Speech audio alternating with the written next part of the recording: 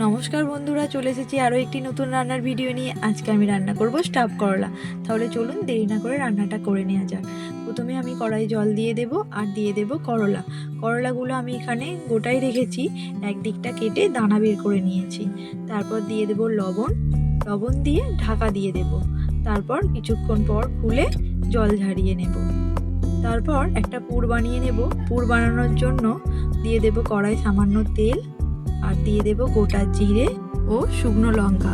তারপর দিয়ে দেব গোটা রসুন, পেঁয়াজ কুচি, আর দিয়ে দেব ধুয়ে লবণ ও হলুদ মাখিয়ে রাখা চিংড়ি মাছ।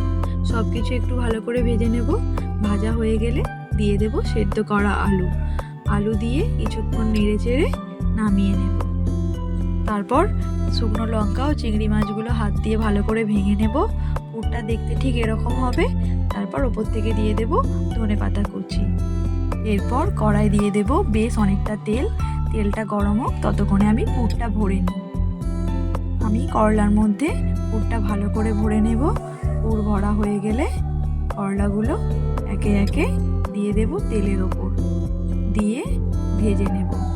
ভালো করে ভাজা হয়ে গেলে নামিয়ে পরিবেশন করে দেব। পুরো ভিডিওটি দেখার জন্য অসংখ্য ধন্যবাদ। সবাই খুব ভালো থাকবেন, সুস্থ থাকবেন, সাবধানে থাকবেন। দেখা হচ্ছে পরের একটি ভিডিওয়। নমস্কার।